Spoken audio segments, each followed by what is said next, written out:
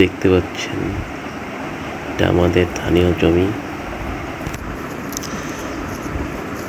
এইটা আমাদের গরুর জন্য ঘাস লাগানো হয়েছে।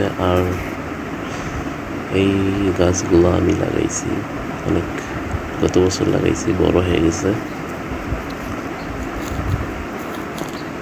আর দেখতে পাচ্ছেন এই যে জমি কাটা, ধান কাটা হয়েছে।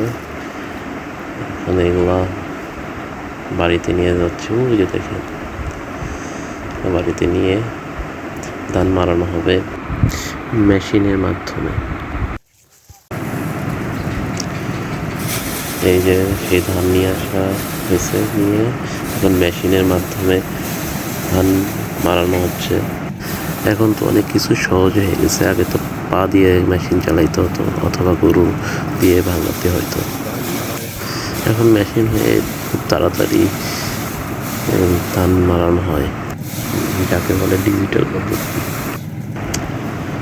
অনেক তাড়াতাড়ি হয়ে যায়। কীভাবে দেখতে পাচ্ছেন এখন ধরার সাথে সাথে ধানগুলো সব ঝরে পড়তেছে,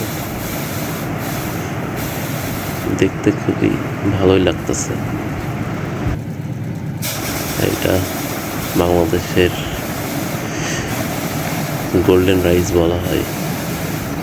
সোনালী ধান বাংলাদেশের জাতীয় খাবার। আল্লাহর কাছে লাখো কোটি শুকরিয়া যে আল্লাহ আমাদেরকে এত সুন্দর জিনিস অতি সহজে আমরা পেয়ে থাকি। আল্লাহর কাছ থেকে শুকরিয়া অনেক অনেক।